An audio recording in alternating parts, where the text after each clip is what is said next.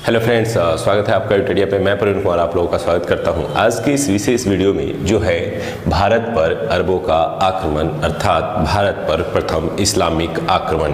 आज से हम लोग शुरू कर रहे हैं मध्यकालीन भारतीय इतिहास की नवीन श्रृंखला, जिसमें हम लोग मध्यकाल के जितने भी महत्वपूर्ण चैप्टर हैं उनके वीडियोज़ को देखेंगे। इससे पहले एक वीडियो आप लोगों को मध्यकाल का अपलोड किया गया है, जिसमें विषय सूची दी गई है और प्रमुख चैप्टर्स के नाम अरेंज वे में बताए गए हैं कि कैसे और किन चैप्टर्स को पढ़ना है। तो उस वीडियो को आप जरूर देख लें। उसे अगर आपने देख लिया है तो आपको ये सारा समझ में आएगा कि किस अरेंज वे में हम लोग पढ़ने वाले हैं आगे। इसके अतिरिक्त मैं बता दूं कि यूटेडिया प्लेलिस्ट में आपको प्राचीन भारत के संपूर्ण वीडियो और आधुनिक भारत के संपूर्ण वीडियो एक क्रम से सजा करके दिए गए हैं, तो वहाँ से आप उनका भी अध्ययन कर सकते हैं। तो चलिए दोस्तों शुरू करते हैं। सबसे पहले आज हम लोग पढ़ेंगे कि पढ़ना क्या है, आज का टॉपिक में इंपॉर्टेंट पॉइंट्स क्या है। तो आज हम लोग पढ़ने वाले हैं भारत पर अरब आक्रमण अर्थात भारत पर हुए सबसे पहले इस्लामिक आक्रमण को। साथ ही साथ इसके अलावा हम लोग जानेंगे इस्लाम धर्म के उदय और इस्लाम धर्म के क्षेत्र के बारे में। तो चलिए शुरू करते हैं। इस्लाम धर्म के उदय को हम लोग लास्ट टाइम में जो है देख लेंगे, लेकिन सबसे पहले जो हम लोग पढ़ेंगे वो पढ़ेंगे भारत पर अरबों का आक्रमण। उस आक्रमण को पढ़ने के लिए ज़रूरी है कि इस मैप को थोड़ा सा समझा जाए, और इस मैप को अगर समझ लेते हैं तो उस चैप्टर को समझना आसान हो जाएगा। आज जो वर्तमान भारत की स्थिति है वो ये आपको दिखाई दे रही है, ये वर्तमान भारत की स्थिति है। लेकिन जिस समय की पढ़ाई हम लोग कर रहे हैं उस समय यहाँ पर पाकिस्तान क्षेत्र और अफगानिस्तान क्षेत्र तक भारत का सीमा विस्तार जो था, और इसी क्रम में भारत के इस क्षेत्र में पश्चिमी भाग में अरब क्षेत्र में एक नए धर्म का उदय हुआ था, जिसे हम लोग इस्लाम धर्म के रूप में जानते हैं। इस नए धर्म का उदय तो बहुत ही सीमित क्षेत्र में हुआ, लेकिन देखते ही देखते ये संपूर्ण अरब क्षेत्र इस्लाम धर्म के नियंत्रण में था, और या फिर इस क्षेत्र में इस्लाम धर्म का प्रसार हो गया था। साथ ही साथ अरब क्षेत्र के साथ साथ इस अरब क्षेत्र के नीचे अफ्रीकी महादेश में भी इस धर्म का प्रसार हो रहा था। ऐसे ही क्रम में भारतीय क्षेत्रों की ओर भी इस धर्म के प्रसार का प्रयास शुरू होता है, और इसी क्रम में होता है भारत के सबसे पहले इस पश्चिमी सीमा क्षेत्र के सिंध क्षेत्र में आक्रमण। इसीलिए कई किताबों में इसे सिंध पर अरबों के आक्रमण के रूप में भी चैप्टर को व्यक्त किया गया है। तो इसे दोनों ही रूप में देखा जा सकता है कि अरब क्षेत्र का भारतीय सीमा क्षेत्र में पहली बार आक्रमण, या भारत के सिंध क्षेत्र में अरब क्षेत्र का आक्रमण। तो इस प्रकार से अरब क्षेत्र से सिंध क्षेत्र, जो भारत का पश्चिमी सीमा प्रांत क्षेत्र था, उस पर पहली बार इस्लामिक आक्रमण देखने को मिलता है। इसी आक्रमण से जुड़े हुए जो भी महत्वपूर्ण बिंदु हैं, जिनसे अलग अलग एग्जाम में प्रश्न पूछे गए हैं, उन्हीं बिंदुओं को आज हम लोग पढ़ेंगे। आइए शुरू करते हैं। सबसे पहले जानते हैं स्रोत। आखिर वे कौन से इतिहास के स्रोत हैं जिनसे यह जानकारी मिलती है कि भारत के इस क्षेत्र में अरबों द्वारा आक्रमण किया गया था।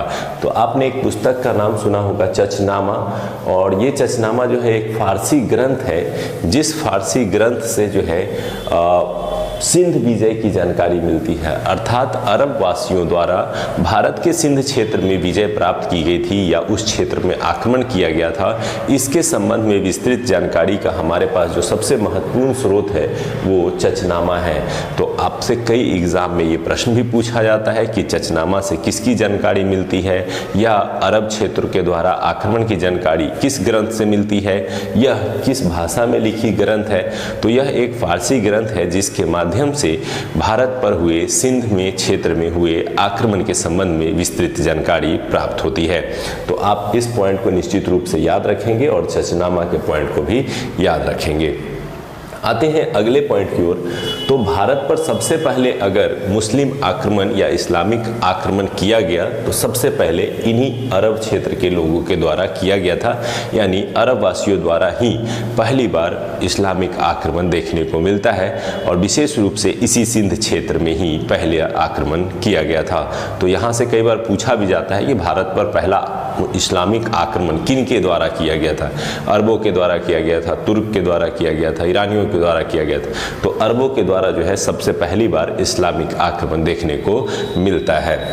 आखिर इनका भारत में आने का उद्देश्य क्या था। कई बार ये भी पूछ लिया जाता है कि इन अरब वासियों ने भारतीय सीमा क्षेत्र में जो आक्रमण किए उसके पीछे क्या मूल उद्देश्य थे। तो यहाँ आपको ध्यान रखना है कि जब ये अरब वासी भारत में आक्रमण करते हैं, इस क्षेत्र से आते हैं यहाँ पर, इस समय ईरान का जो दमिश्क क्षेत्र है यहाँ पर इनका महत्वपूर्ण केंद्र था जहाँ से ये विभिन्न क्षेत्रों में आक्रमण करते थे। तो जब ये भारत में आए तो इनके दो उद्देश्य उभर करके सामने आते हैं। पहला उद्देश्य था इनका साम्राज्य विस्तार करना, अर्थात एक सीमा क्षेत्र से दूसरे सीमा क्षेत्र तक अपना साम्राज्य विस्तार करना, क्योंकि इससे पहले ही उन्होंने लगभग संपूर्ण अरब क्षेत्र और अफ्रीका के क्षेत्र में भी अपने साम्राज्य विस्तार को कर लिया था। तो इस तरह से उनका अगला टारगेट जो था वो भारतीय सीमा क्षेत्रों की ओर साम्राज्य का विस्तार करना था। तो साम्राज्य विस्तार करना, साथ ही साथ धन की प्राप्ति करना। जिस सीमा क्षेत्र में ये आक्रमण करते थे वहां पर साम्राज्य के विस्तार के साथ साथ वहां से बड़ी मात्रा में धन और संपत्ति प्राप्त करते थे। तो इस तरह से पहला जो इनका उद्देश्य था वो साम्राज्य विस्तार एवं धन की प्राप्ति था। वहीं दूसरा जो उद्देश्य था वो भी महत्वपूर्ण था कि ये इस्लाम धर्म का प्रचार करते थे, अर्थात जिस क्षेत्र में जाते थे वहां पर इस्लाम धर्म को लेकर के जाते थे और उस क्षेत्र में इस्लाम धर्म का प्रचार करते थे और वहां पर इस्लाम धर्म को स्थापित करने का प्रयास करते थे। तो अरब वासियों के भारत में आक्रमण के दो उद्देश्य थे।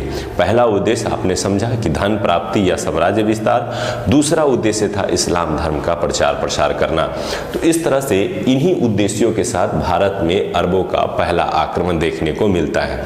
अब यहाँ पे जो ऑब्जेक्टिव पूछे जाते हैं, अलग अलग एग्जाम में पूछे गए हैं, वहाँ पे एक दो कन्फ्यूजन क्रिएट होते हैं। वो क्रिएट होते हैं इसके डेट को लेकर के। कई जगह ये दिया गया है कि भारत पर पहला आक्रमण जो है अरब द्वारा 712 ईस्वी में किया गया, कहीं कहीं ये देखने को मिलेगा कि 711 में किया गया। क्या है इसकी गुत्थी, थोड़ा सा हम लोग सुलझाने का प्रयास करते हैं। भारत पर पहली बार अरब द्वारा आक्रमण करने का प्रयास 711 ईस्वी में किया गया था। ये पहला प्रयास था जब भारत में किसी इस्लामिक क्षेत्र द्वारा आक्रमण करने का प्रयास उभर करके सामने आया।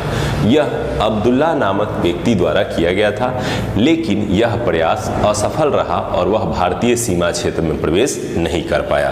पुनः 711 ईस्वी में ही बुदैल नामक व्यक्ति द्वारा भी भारत में आक्रमण करने का प्रयास किया गया, लेकिन ये दोनों ही प्रयास असफल रहे। तो आपको ये ध्यान रखना है कि अगर ये पूछा जाए कि पहला बार अरब आक्रमणकारियों द्वारा पहला आक्रमण कब किया गया, तो वो ईस्वी होगा 711 ईस्वी। लेकिन आपसे अगर ये पूछा जाता है कि भारत पर पहली बार सफल आक्रमण अरबों द्वारा कब किया गया, तो 712 ईस्वी। या मोहम्मद बिन कासिम द्वारा पहली बार आक्रमण कब किया गया, तो 712 ईस्वी में किया गया। तो ये आप महत्वपूर्ण पॉइंट है, इन्हें जरूर ध्यान रख सकते हैं।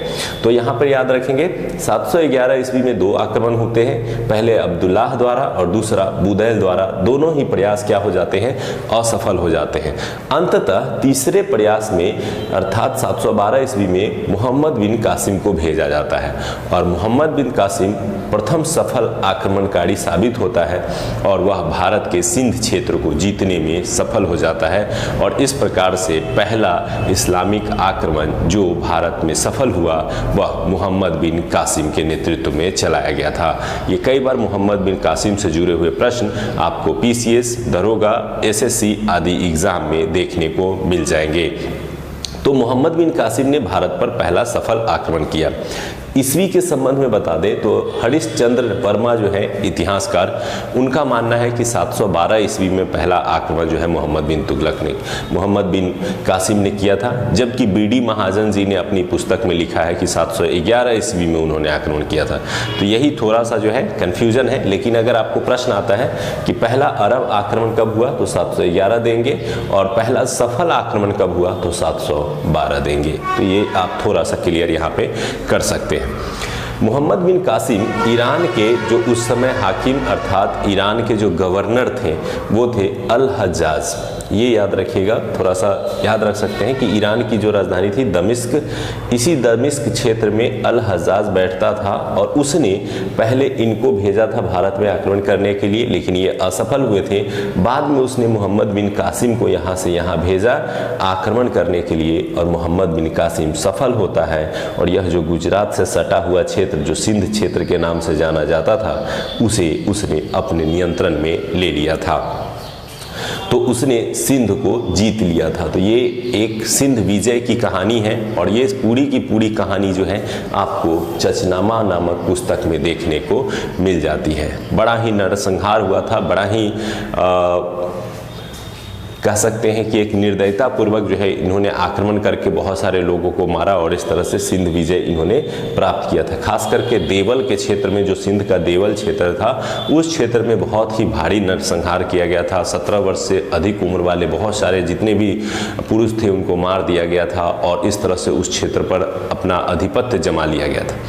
जब ये भारत पर आक्रमण करने आए तो उस समय जो सिंध के राजा थे वो राजा दाहिर थे। ये भी बहुत सारे एग्जाम में पूछा गया है कि जिस समय अरब आक्रमणकारी भारत में आते हैं उस समय किसका शासन चल रहा था। तो इस पूरे सिंध क्षेत्र पर जो शासन करने वाला राजा था वो राजा दाहिर था, जो कि एक हिंदू शासक, एक ब्राह्मण शासक था। वह चच नामक व्यक्ति का पुत्र था। तो कई बार ये भी क्वेश्चन पूछा जाता है, तो याद रखेंगे चच का पुत्र जो है हिंदू शासक दाहिर उस समय सिंध पर शासन कर रहा था और उसी के समय जो है आक्रमण होता है मोहम्मद बिन कासिम का और इस संघर्ष में जो है राजा दाहिर पराजित होते हैं और सिंध पर जो है कासिम का अधिकार हो जाता है। तो मूल रूप से आपने इस मैप के माध्यम से ये देखा कि सिंध की भौगोलिक स्थिति क्या थी, अरब क्षेत्र की भौगोलिक स्थिति क्या थी, किस तरह से ये भारत में आते हैं और दूसरा कि इसका उद्देश्य क्या था। तो जो मेन बिंदु थे जहाँ से प्रश्न आ सकते हैं उन्हें आप लोगों ने देख लिया। इससे ज़्यादा डिटेल में पढ़ने की जरूरत नहीं है, खास करके पीटी के लिए। अगर मेंस के लिए पढ़ रहे हैं तो निश्चित रूप से आप बुक के माध्यम से इससे ज़्यादा डिटेल में पढ़ सकते हैं, लेकिन पीटी के लिए इससे अधिक पढ़ने की आवश्यकता नहीं है। यहाँ से ऑब्जेक्टिव आपको पकड़ में आ जाएंगे। तो इस तरह से मोहम्मद बिन कासिम और राजा दाहिर से संबंधित यह संघर्ष चला। इस संघर्ष के परिणाम स्वरूप कुछ मुख्य बिंदु उभर करके आए जो भारत और अरब दोनों के लिए महत्वपूर्ण थे। उन परिणाम और प्रभावों से जोड़ करके कई बार प्रश्न पूछे जा सकते हैं। अगर नहीं भी पूछे जाते हैं तो आपकी समझ के लिए बहुत ही आवश्यक है। जैसे पहली बार भारत में इस्लाम का प्रवेश किस आक्रमण द्वारा होता है, तो वह अरब आक्रमण के द्वारा पहली बार भारत में इस्लाम धर्म का प्रवेश या इस्लाम साम्राज्य का प्रवेश शुरू होता है।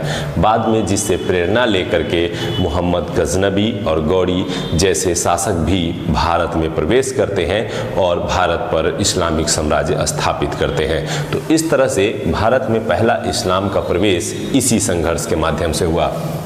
दूसरा, हिंद शब्द या हिंदू शब्द का प्रयोग भारत में अगर सबसे पहली बार किसी ने किया तो अरब वासियों ने किया।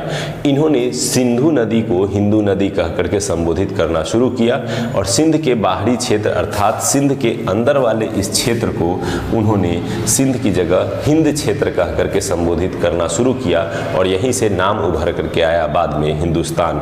तो हिंद शब्द या हिंदू शब्द किसकी देन है, ये भी प्रश्न करके पूछा जाता है। तो अरब वासियों की देन है और अरब वासियों ने ही सबसे पहले भारत को हिंद या हिंदू कह करके संबोधित किया। तो ये भी प्रश्न कई एग्जाम में पूछे गए।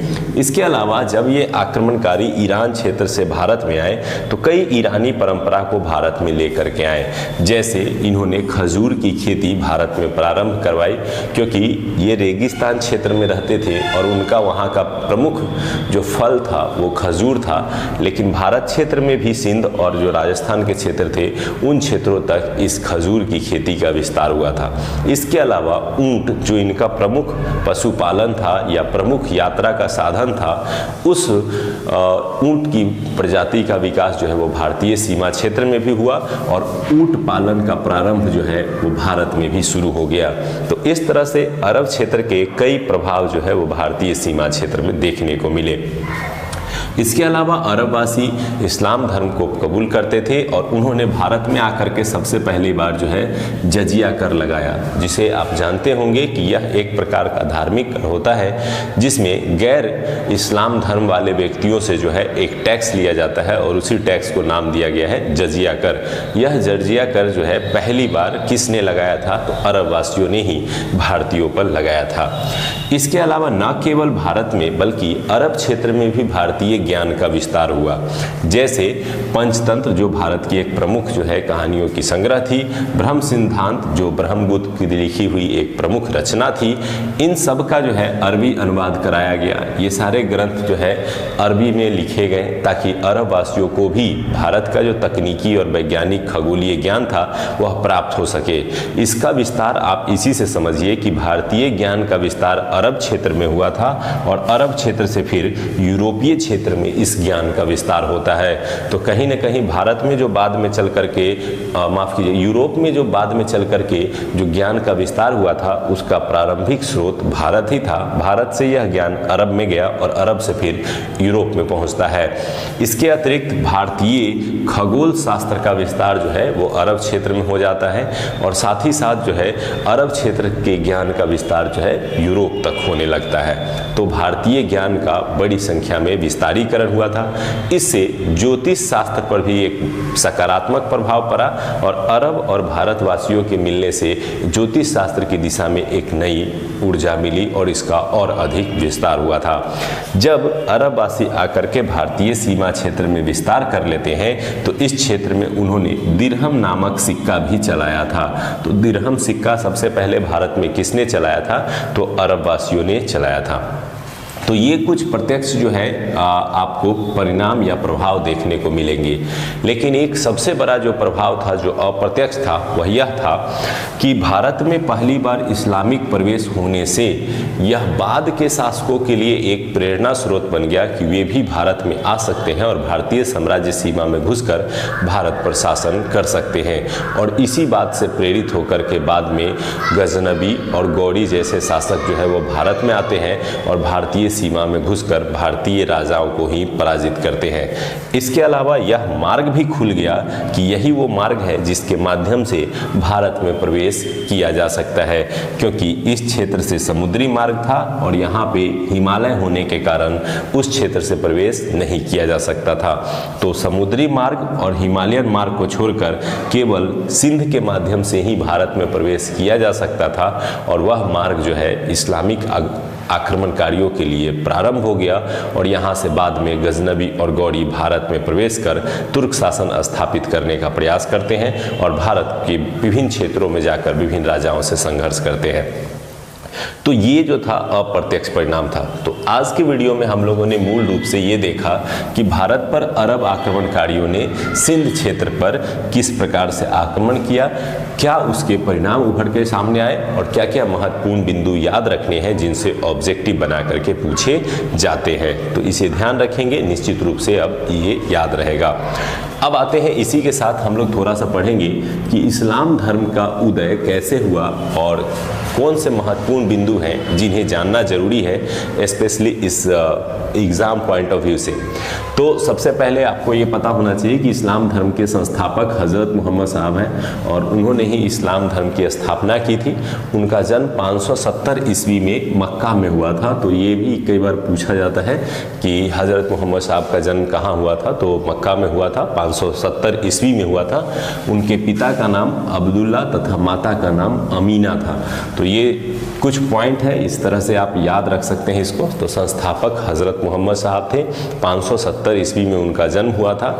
इनके पिता का नाम अब्दुल्ला तथा माता का नाम अमीना था। इन्हें ज्ञान की प्राप्ति कैसे हुई थी, तो हीरा नामक एक गुफा थी वहाँ पे, जहाँ पे इन्हें 610 ईस्वी में ज्ञान की प्राप्ति होती है। ये ईस्वी भी कई एग्जाम में पूछा गया है, तो इसलिए याद रखेंगे कि 610 ईस्वी में हीरा नामक गुफा में जो है हज़रत मोहम्मद साहब को ज्ञान की प्राप्ति हुई थी। और आप कई बार कोरिलेट करके भी पढ़ सकते हैं, जैसे जैन धर्म, बौद्ध धर्म, तो उसी तरह से आप जोड़ करके इस्लाम धर्म को भी पढ़ सकते हैं। इसके अलावा एक महत्वपूर्ण बिंदु जो इस्लाम धर्म से पूछा जाता है वो हिजरी संवत है।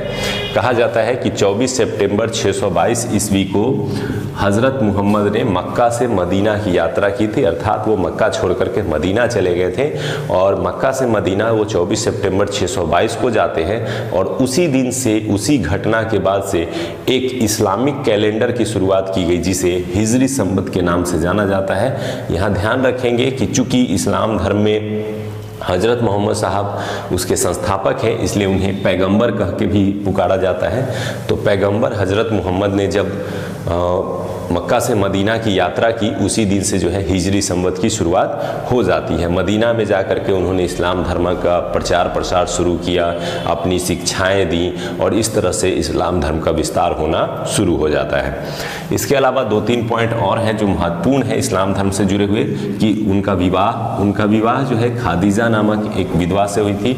जब हज़रत मोहम्मद साहब 25 वर्ष की आयु में थे तो उनका विवाह जो है खदीजा नामक महिला से हुई थी और उनकी पत्नी का नाम खदीजा था।